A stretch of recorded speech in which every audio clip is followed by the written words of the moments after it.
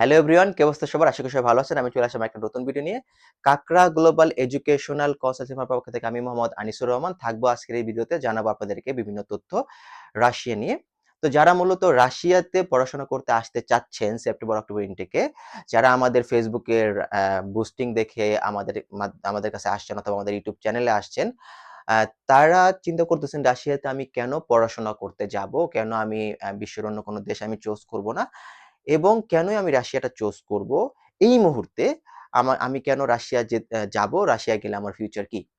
Number 1, বর্তমান সময়ে বিশ্বের যতগুলা দেশই আছে যেখানে বাংলাদেশি স্টুডেন্ট যারা পড়াশোনা করতে যায়, সেই দেশগুলোর সাথে আমরা যদি রাশিয়াকে যদি কম্পেয়ার করি তাহলে আমরা দেখতে পারবো যে খুবই অল্প খরচে, খুবই মানে অল্প একটা বাজেটে এবং মানসম্মত ওয়ার্ল্ড ক্লাস লেভেলের ইউনিভার্সিটি গুলাতে আপনি পড়াশোনা করতে পারবেন।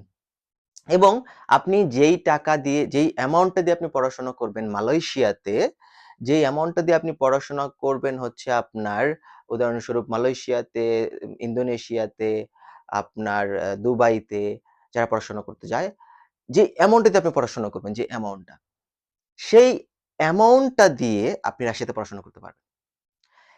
এটা হচ্ছে একটা। আরেকটা হচ্ছে যে রাশিয়া হচ্ছে ইউরোপিয়ান একটা কান্ট্রি।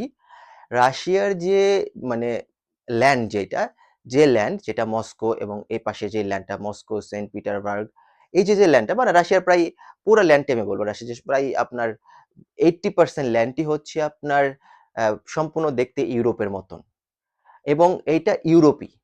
যেমন আপনার সেন্ট পিটারবার্গ আর ফিনল্যান্ড যেটা বর্ডার কিন্তু পাশাপাশি। ওয়েদার সেম, কালচারও কাছাকাছি সেম। তারপর হচ্ছে আপনার এটাকে কি বলে? আ রাস্তাঘাটও ঐরকমই ডেভেলপ, সেম ঐরকমই। বাট জাস্ট একটা বর্ডারের কারণে মানে এটা মানে এটা ভাগ হয়ে গেছে। বাট সবকিছু সেম। যেমন আমাদের Bangladesh, India same. Bangladesh, India, Nepal, Pakistan যেরকম সেম, ঠিক এরকমই রাশিয়া এবং সেনজেন কান্ট্রি গুলা সেম। এটা একটা। আরেকটা হচ্ছে যে এরা সাদা চামড়া, সাদা চামড়াদের দেশ। বাট আপনি যখন মালয়েশিয়াতে যাবেন সেটা কিন্তু সেরকম হয়। মালয়েশিয়া যে এশিয়ার পড়াশোনা। তো রাশিয়ার যে পড়াশোনার যে মানে হিস্টরিটা সেটা কিন্তু অনেক লং হিস্টরি আছে। মালয়েশিয়ার কিন্তু সেটা কিন্তু নাই। মালয়েশিয়া হয়তো আপনার তারা হয়তো ১৫-২০ বছর তারা এডুকেশন প্রোভাইড করতেছে। ১০-১৫ বছর। বাট রাশিয়ার এডুকেশন কিন্তু অনেক আগে থেকে। দেশের সব দিকে কিন্তু তারা উন্নত। তাদের প্রযুক্তি, তাদের এডুকেশন, তাদের মানে সিস্টেম, মানে সায়েন্টিফিক যত যেগুলো আছে সেদিকে তারা, সব দিক থেকে তারা কিন্তু উন্নত। আপনি দেখেন চাঁদে কিন্তু রাশিয়ারও মানে পাঠাইছে লোক। তারপরে রাশিয়া দেখেন, সবকিছু দেখে আপনারা দেখেন। রাশিয়া সব দিকে কিন্তু স্বয়ংসম্পূর্ণ। আর সবচেয়ে প্লাস পয়েন্ট যেটা সেটা হচ্ছে যে আপনি অ্যাজ এ বাংলাদেশী আপনি রাশিয়াতে যখন আপনি আসবেন আপনার কিন্তু IELTS এর প্রয়োজন হচ্ছে না। বর্তমানে মালয়েশিয়াতে কিছু ইউনিভার্সিটি আছে যেখানে ভর্তি হতে গেলেও IELTS এর প্রয়োজন হয়। বাট রাশিয়াতে আসতে হলে আপনার IELTS এর প্রয়োজন হচ্ছে না, IELTS এর দরকার নাই। আপনার আহামরি হাই লেভেলের ব্যাংক স্টেটমেন্ট দেখানোর প্রয়োজন হচ্ছে না। এই যে প্লাস পয়েন্টটা, যেটা আপনি এখন যদি এপ্লাই করেন ইউরোপের কোনো কান্ট্রিতে, সেনজেনের কোনো কান্ট্রিতে, তাদের প্রথম রিকোয়ারমেন্ট বলে দেবে যে আমাদেরকে IELTS দাও। তারপর বলবে যে তোমার ব্যাংক স্টেটমেন্ট থাকতে হবে। কে বলবে? এম্বাসি বলবে।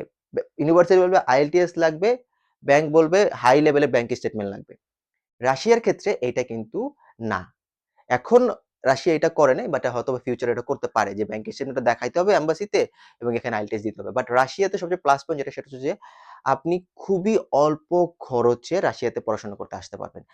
এবং আপনি ইউরোপিয়ান কান্ট্রিতে থাকবেন, ইউরোপিয়ান কালচারে আপনি থাকবেন, প্লাস আপনি হাই লেভেল একটা এডুকেশন পাবেন এবং এই দেশের যে সার্টিফিকেটের যে ভ্যালু, সেটা বিশ্বের আপনি সকল দেশে এই ভ্যালুটা আপনি পাবেন। এটা গ্রহণযোগ্য। রাশিয়ার যে সার্টিফিকেটের ভ্যালু সেটা বিশ্বের যেকোনো দেশে এটা গ্রহণযোগ্য। এটা হচ্ছে একটা। আরেকটা হচ্ছে যে রাশিয়ার সার্টিফিকেট আপনি যদি পান, রাশিয়ার সার্টিফিকেট নিয়ে আপনি যদি বাংলাদেশেও আপনি যদি যান, তাহলে আপনি বাংলাদেশের যেকোনো ভালো ফার্মে আপনি জব করতে পারবেন। আর আপনি যদি মনে করেন যে না আমি রাশিয়াতে থাকবো, তাহলে আপনি রাশিয়াতে থাকতে পারবেন। প্রথমে টিআরসি আপনি নিবেন, এরপরে আপনি পিআর এর জন্য এপ্লাই করবেন। তারপর আপনি পিআর পাবেন, এরপর আপনি রাশিয়াতে থাকতে পারবেন।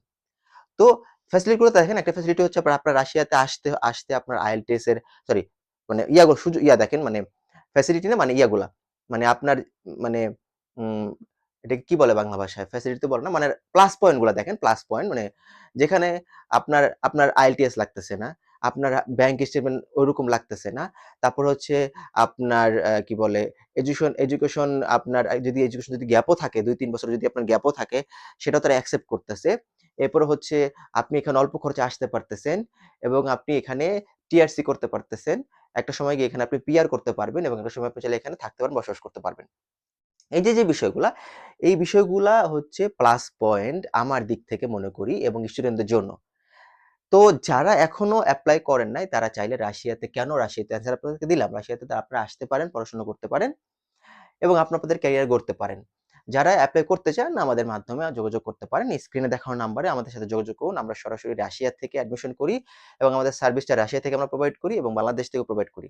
আমরা ২ টা সাইড থেকে সার্ভিস প্রোভাইড করি যাতে একটা স্টুডেন্ট যাতে সব কাজ শেষ করে রাশিয়াতে রিল্যাক্সে আসতে পারে। তো আজকের ভিডিও এই পর্যন্তই। বুঝতে পারছেন। ভালো থাকবেন, সুস্থ থাকবেন। আমাদের জন্য দোয়া করবেন। আল্লাহ হাফেজ।